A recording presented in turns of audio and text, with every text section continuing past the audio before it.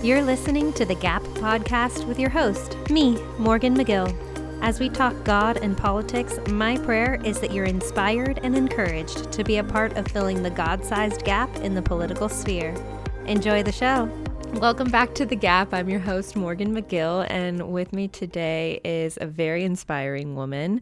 She is the Director of Development of the Pregnancy Care Clinic here in San Diego, and she is on the Cajon Valley School Board, so she's involved in a lot of areas of the community, and you are the true epitome of what it looks like to be a public servant. We were talking about this earlier. Public service really is serving the community, and you do it. You have such a servant heart, and it shines through you. And I'm so excited to hear your story today. Thank you. So Jo Alegria. Yeah. Welcome to my podcast. Thank you for having me, Morgan McGill. I know, I'm married now. It's crazy. I know. It's great. So I want to start with your journey into school board, because a lot of people, you were a school board member before people started paying attention to school boards. I feel like, people just now, that's right. Since COVID, people are like, wow, going to school board meetings and paying a lot more attention to what's going on in school boards. Yeah. And you actually were a school board member long before it was cool to be a school board member. Yeah, we made it cool. So I wanna hear your journey and how'd you end up running for school board? And how'd you end up in that position? It's a crazy journey. It's a long, crazy journey, and it really started when I was probably about 10 or 9 years old. Really? Yeah. My father was very involved in the scene back then, and he wanted to kind of jump into the aspect of just getting involved in what he would call politics back in the day, early 70s. He actually started the Filipino American Democrat Party, or the Filipino American Democrat Club, I guess you could say. Mm-hmm. And then he kind of abandoned that work, and then he went and created the American Filipino Republican Association. So he started both of those here in San Diego. And from there, he modeled this for me since I was young, where he wanted to jump in and help a candidate and help a candidate get elected. So he did a few candidates, and then eventually in probably the late to mid 70s, he jumped in with a candidate named Duncan Hunter. Oh. And so we were still in the old neighborhood. Duncan Senior. Right. And we were in the old neighborhood, Sarah Mesa, over by the stadium, and he helped Duncan in his campaign. And at that time, I think Duncan saw him to be valuable based on his influence in the Filipino community, retired military. My dad had a lot of components that would really bode well to be on staff with Duncan. And when Duncan was first elected, he had a tiny little one single wide trailer parked on National City Boulevard, Highland Avenue, right there in National City. And my dad would drag me to work with him when I wasn't in school. And he would task me to do something, and I absolutely hated going to work with him. I loved being with my dad, but he would task me with the menialist, so sub below anybody's level work. And I remember one time he said, okay, I want you to, I think by this time I was probably about 14. I want you to dress and stamp all these envelopes. I'm like, okay. So I did, I instead of writing San Diego, California, I just wrote SDCA on all the, and it was probably like 600 envelopes. He went through all my work. He goes, what did you do? I go, what do you mean? He goes, SD. Are you kidding me? And I go, well, the zip code's on there. I mean, they can't figure out that SDCA is. He mailed them off. I don't know if it ever got to all of those recipients, but yeah, amazing. I was just in the throes of it, because I was kind of forced to be in it. I came to the Lord, however, when I was very young.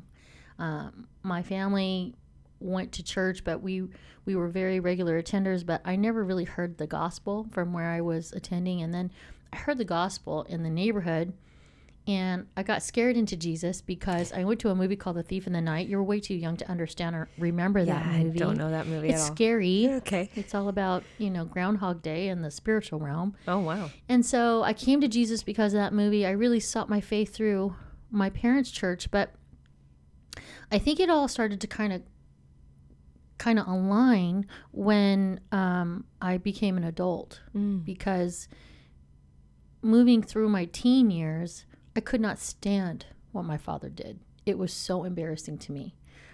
My dad drove around, and little Duncan remembers this, in a Winnebago with the side of it painted Congressman Duncan Hunter, 50 whatever district, and he dropped me off at school. In the car. In the Winnebago. This is a giant motorhome, right? And it was so embarrassing. I said, Dad, please don't do this to me. This is humiliating. I don't want to be dropped off at my cool school in a Winnebago with all this on the side. He goes, no, you should be proud. I'm like, no, I'm not proud. First, it's a Winnebago. And second, it's painted red, white, and blue. And I'm not proud. And so he would drop me off, and I would duck and crawl into school, and hopefully no one saw me. And I don't think many people did. So I really stayed incognito as far as what my dad did. And then moving into college years, it became more annoying because in college, the concepts that I was being taught were a little counter to what my father was instilling in me. So I was pro-choice. I became all of these other concepts that were beyond me. But then I started going to a very conservative church. And my dad said to me, so let me get this right. You're going to vote for the first time for George Dukakis, and you're going to this conservative church. And I said, yeah. He goes, okay, let me know how that works out for you in a few years. Yeah, because I know better. And then eventually I started raising my own kids, and my ideals and my fundamentals and my convictions went straight back to where my origin was. And I started to understand, my dad was right all along. And it really came with the care of rearing up people younger than me.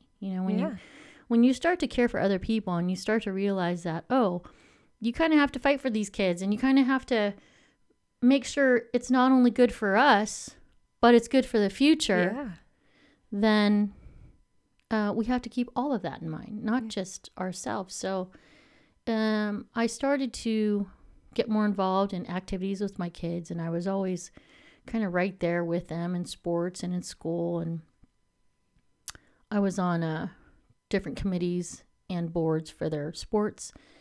And in school, they went to public school, so I was always on school site committees and being involved as eventually I got hired on. That's again, modeling from my father, right? I volunteered so much at my kids' school, they hired me on to be the director of daycares. That's amazing. Just worked myself into jobs. Basically how I got to the clinic too. But we'll definitely talk about that. Yeah. But it's kind of natural because I would seek out what I was drawn to, and then eventually it grew into passion. And then eventually I thought, no, this is where I want to work. Yeah. I want to be with my kids. I want to stay pressed into them. And why not earn a living while I'm there? And so it works out. And I think from there, I had sights probably when I began working at the public school. I set my sights on maybe public services where the Lord is leading me. Amazing. Somehow. My life wasn't entirely right at that point, but I always had my sights set on, I would like to do something not only that my community could probably benefit. I want to grow in my leadership. I want to be a good servant. I think it would honor my father and his service. Mm-hmm.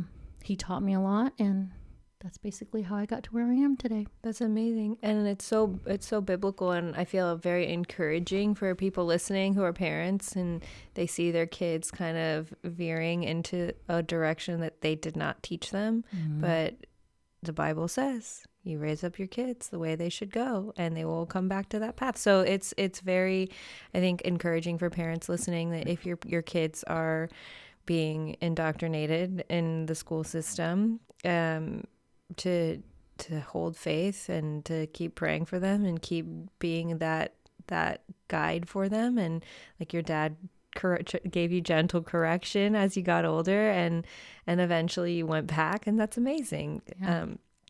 So I want to encourage parents listening, like, engage with your kids, because you are their ultimate, point of, like, you're their ultimate teacher. Yeah.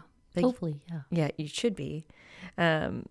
Unfortunately, the society we live in today, which I'm sure you've seen a lot of in your, like, being on a school board, is parents have kind of deferred to the state to be their kid's ultimate teacher, instead of taking that role, and we got to take it back.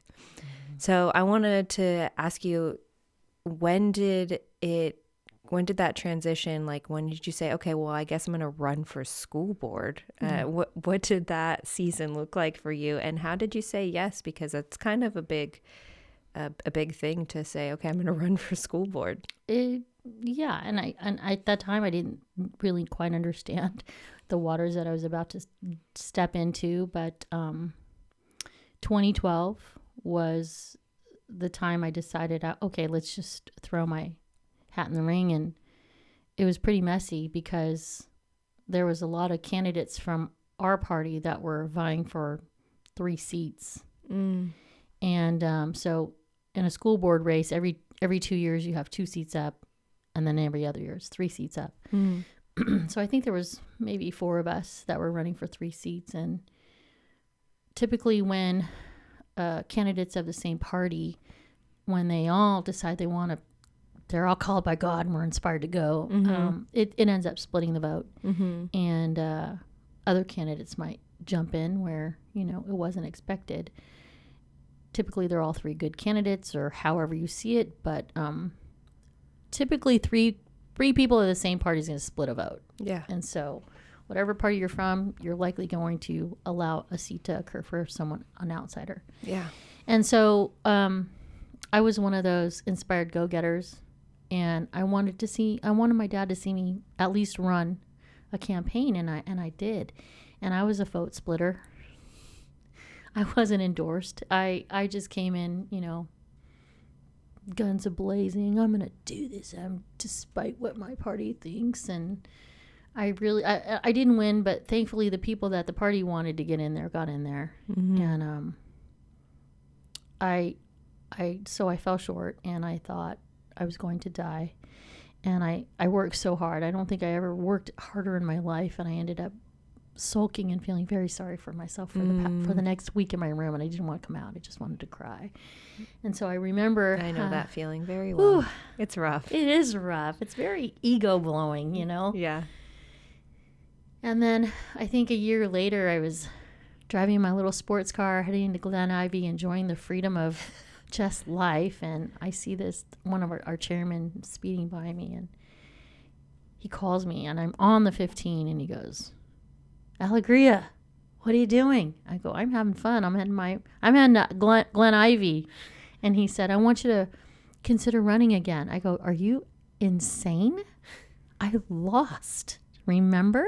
And you didn't support me." And he goes, "No, you're in a good place. We really think that, you've got a great chance. We'll take care of everything. We'll help you. We'll get your signs out there. We'll punt for you."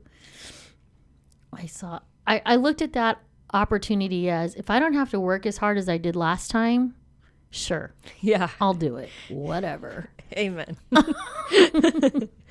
And they did. They pulled for me. My community came out.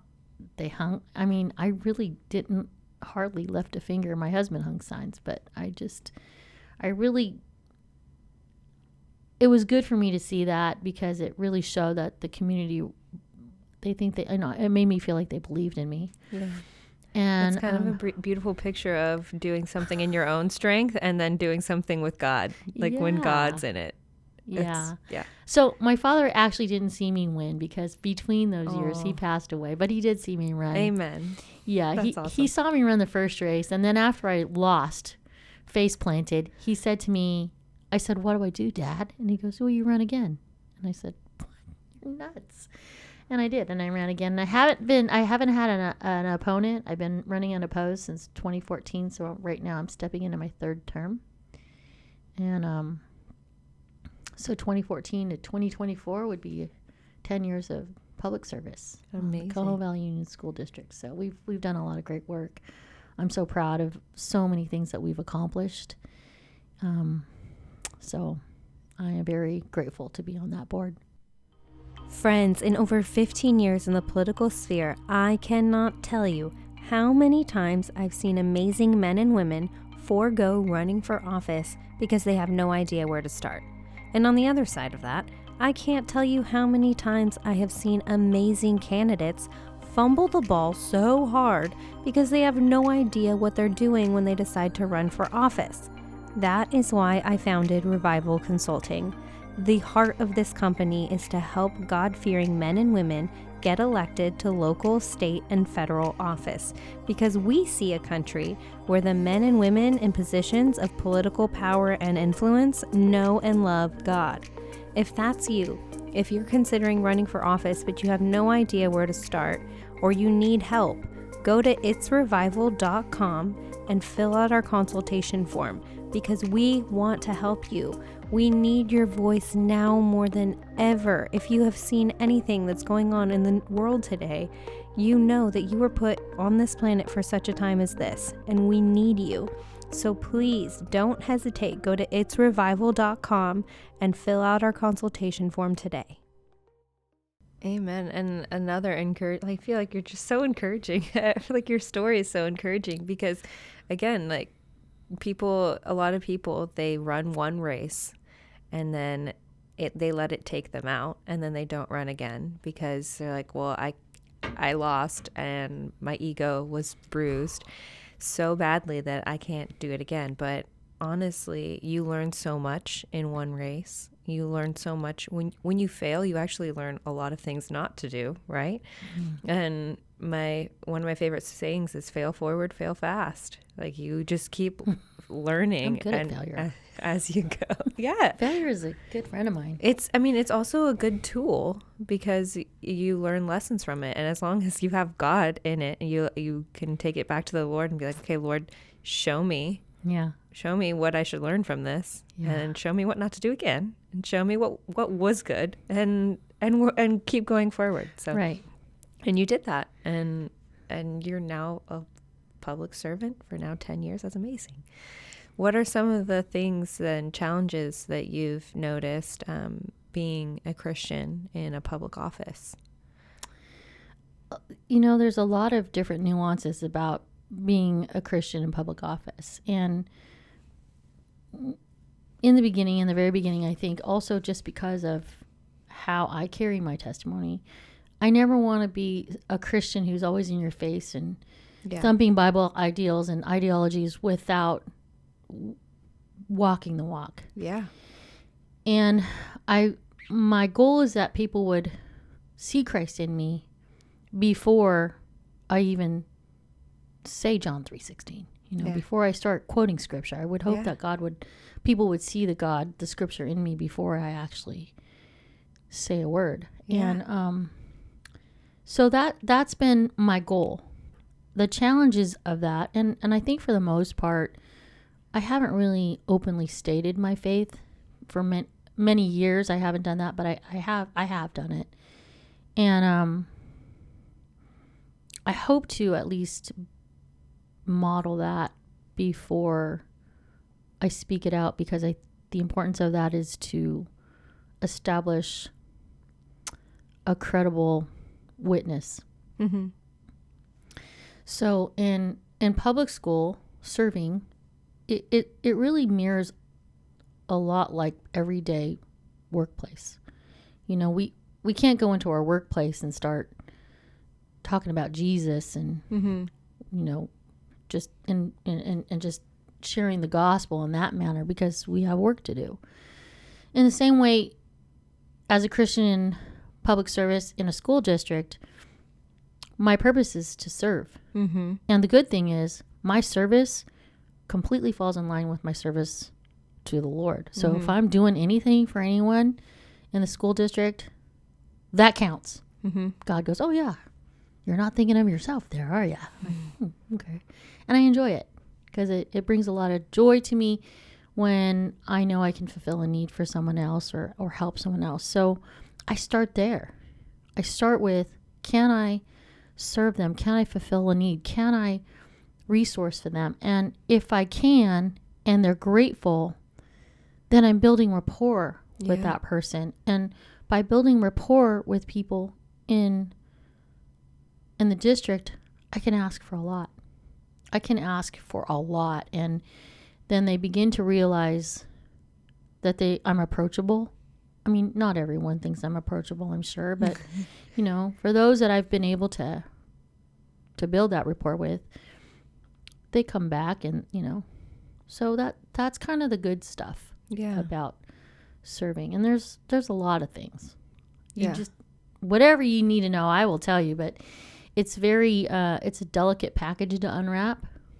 Because so many people are involved, and we just have to move into that with a lot of readiness and caution.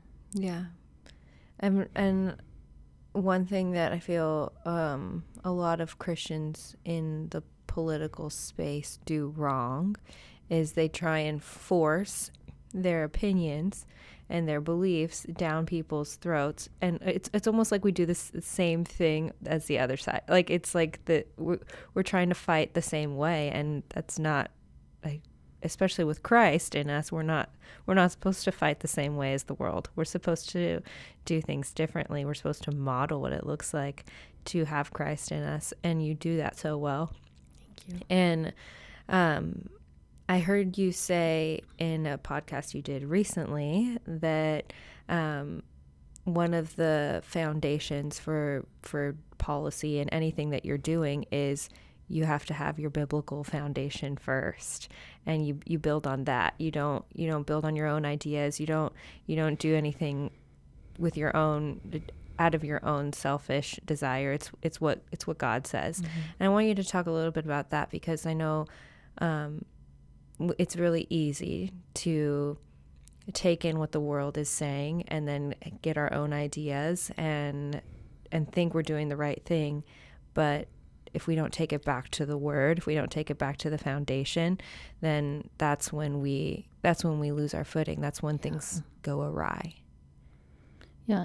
And awry also happens in the good part of work you're trying to do, because sometimes people perceive the message to be a certain way when,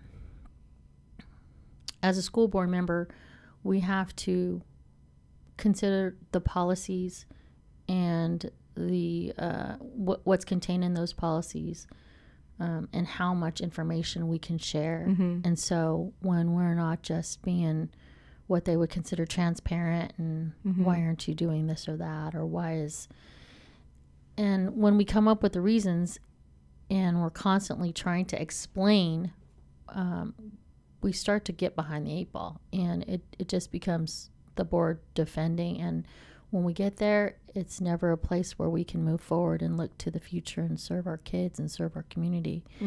So I think in a lot of school board cultures right now, school boards are on the defense, explaining a lot of things, and in some ways we're explaining things that we have to be careful. We're talking about children's lives. When you think about it, a school board member 100% represents someone as young as 3 years old all the way up to the oldest person in the community, and directly affecting a 3.5-year-old's life. So we have to be mindful of the smallest of us, the least of these. And that's that 3-year-old who may not have the type of resources that maybe you and I grew up with. We have a rash of refugees who are misplaced in Oklahoma Valley from war-torn areas, Afghanistan, Iraq, many places, Somalia. When they started coming in 2016, their paperwork would list their last names as FNU, FNU. FNU is their last name because back in their homeland of Iraq, this was the story I was told, Saddam Hussein took any name away from individuals, any last name that had a biblical connotation to it. So if your last name was Michaels or Mikael, he would consider that would be a Christian name, and he would take it away. And their name coming to America was FNU, family name unknown. Wow. We had fathers coming in, still having riddled in bullets that would come in blind because their insurgents would torture them. And when they came across and we would ask for paperwork, they would literally reach into their pockets and unfurl a piece of paper that listed all his kids' names, no passport, no, documentation, no international and we would have to register these people who didn't speak English, coming to a completely foreign world to them, where now they had to readjust and find themselves to figure out how to maneuver through this country. And it was horrible. It was absolutely horrible. But when they come into a place like ours and they have an expectation of their needs being met for the first time, unlike they have ever had been, then it's difficult for people who are already established here to understand that concept. Yeah. Sometimes people look at it as, well, these people are just coming to take advantage of our hard-earned money. And I can understand that too. I can understand why someone would believe that. Or, they're filling up our schools and our own kids won't have places in school because now we're just filled with X, Y, or Z community. Mm-hmm. And someone like me is called to navigate those conversations with people. And it comes in different forms. Mm-hmm. So, wow. That's, I didn't know any of that. And I'm from this area. So it's just crazy. You learn more about your community every day. And I think that's something too that's a delicate balance as Christians, is wanting to help people, but also I've noticed this conversation a lot of people saying, well, I want to wait. I'll use Ukraine for example. People were split. Everyone's like, well, we got to help Ukraine. We can't let Russia take over Ukraine. That would be terrible. So we have to send all that aid. And then you have people like, okay, yes, I want to help them, but also there are so many people here suffering. And so it's this delicate balance. As a Christian nation, we have historically gone out and helped other nations in need.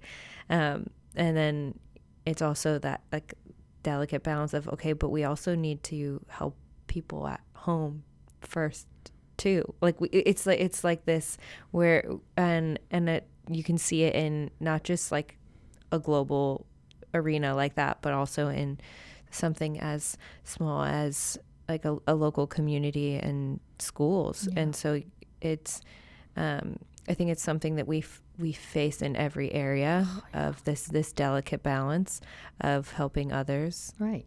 And I'm no immigration attorney. Yeah. I don't know anything about all the things that come in with these people coming, even to the extent where the state of California would mandate school boards. Back when I was the school board president, the state of California had a mandate that we had to add to our agenda sanctuary district.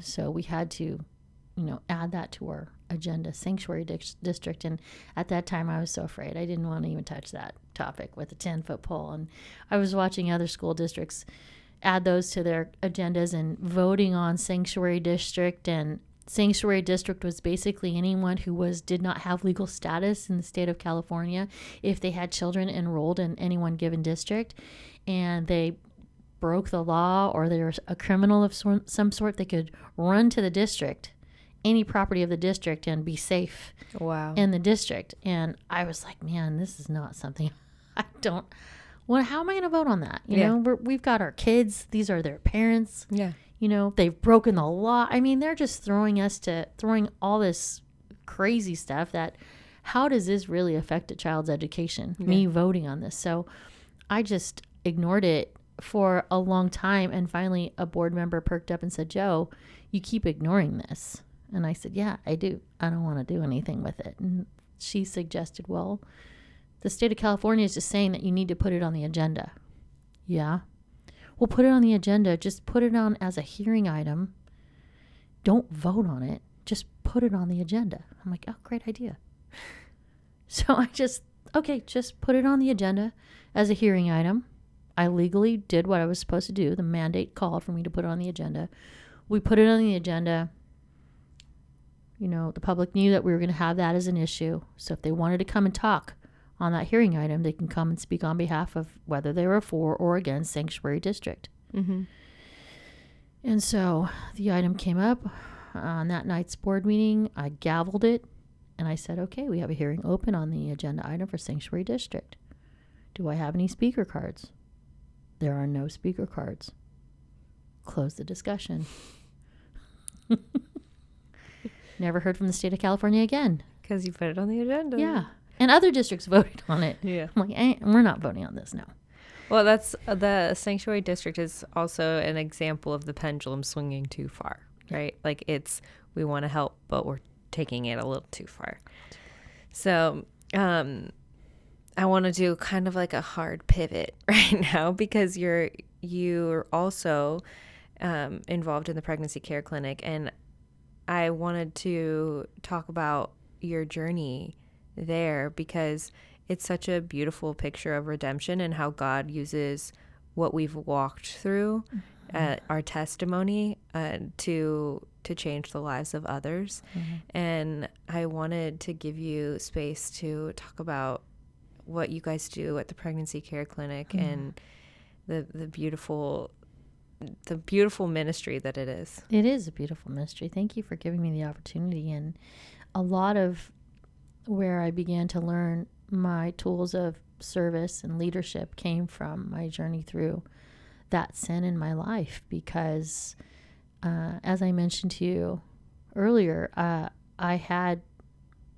turned into this pro-choice type of individual because I myself had an abortion when I was 16, and I understood why that was important to me then.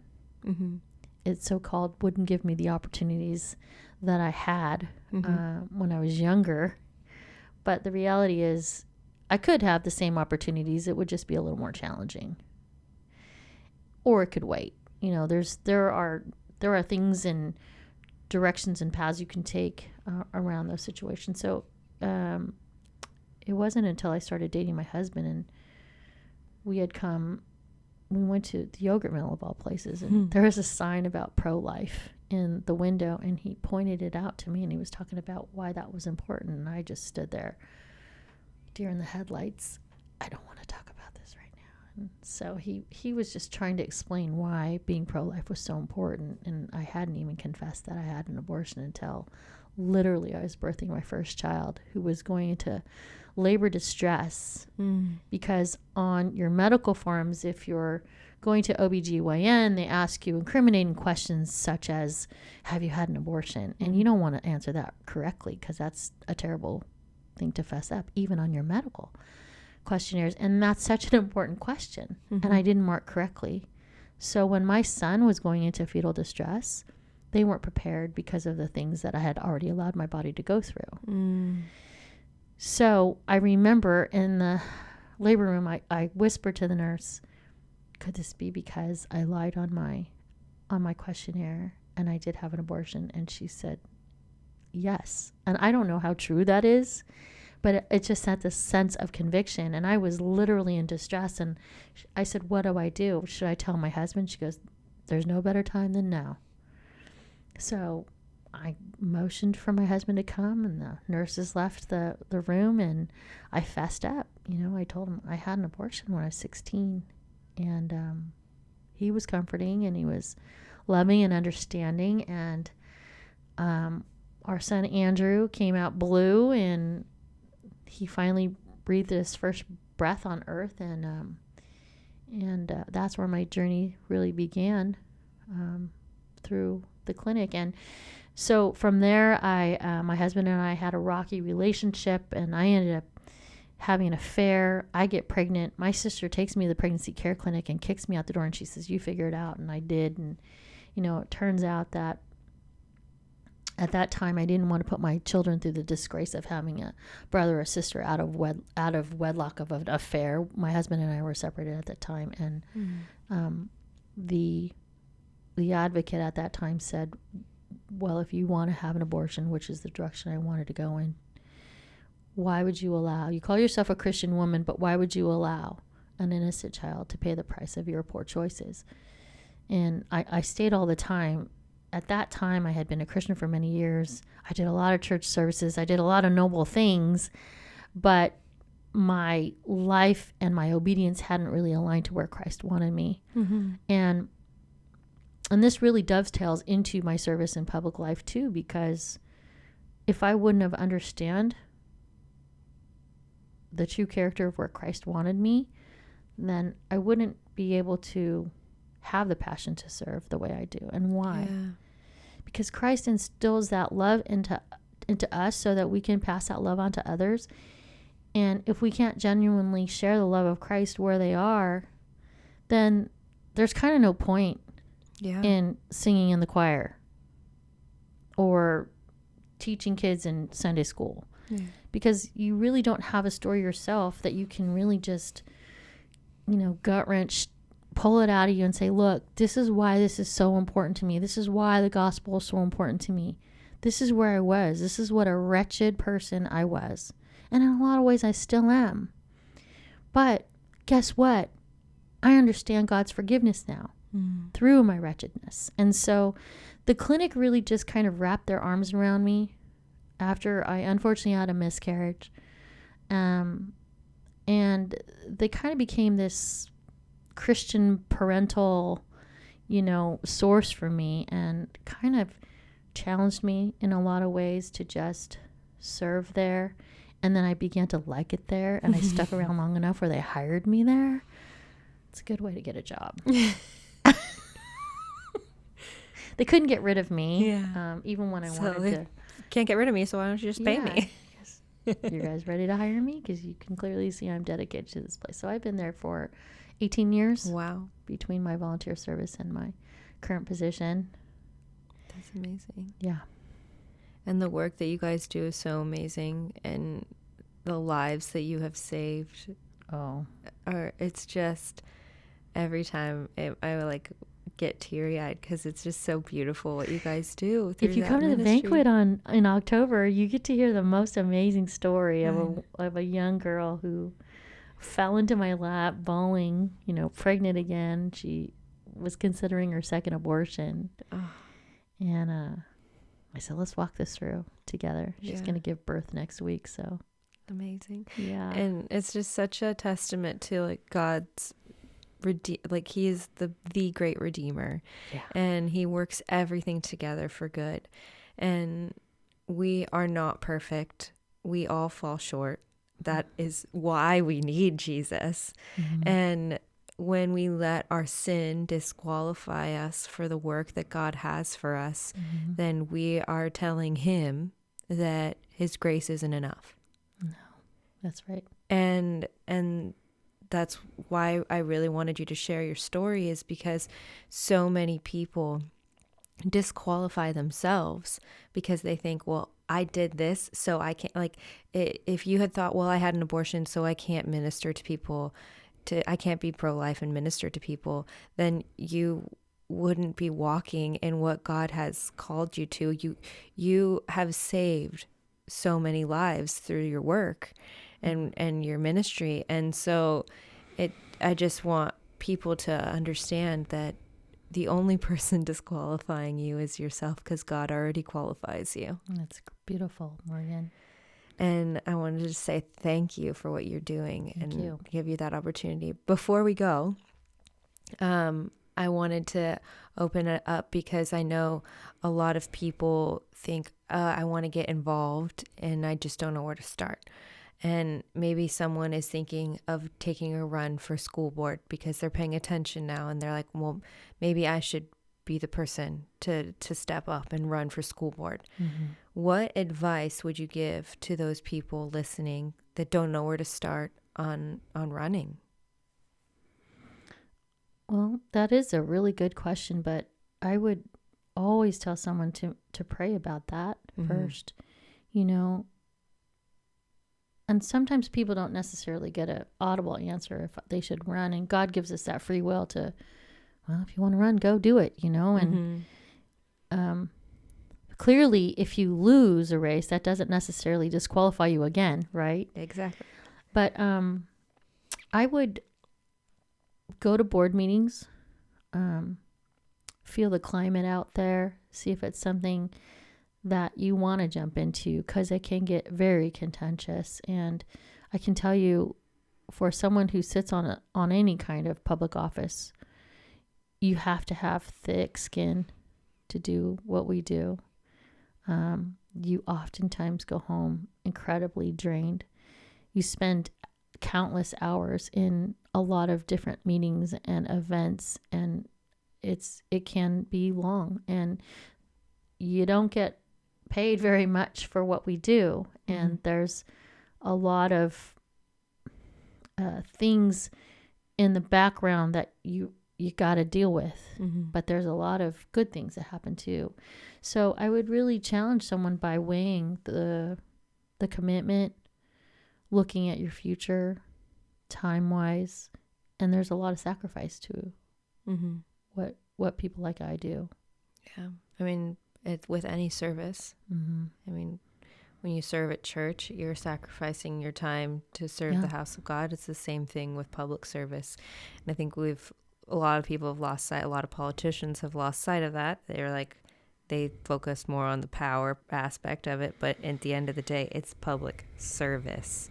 Right. So what you're doing is you are a public servant, and you truly embody that.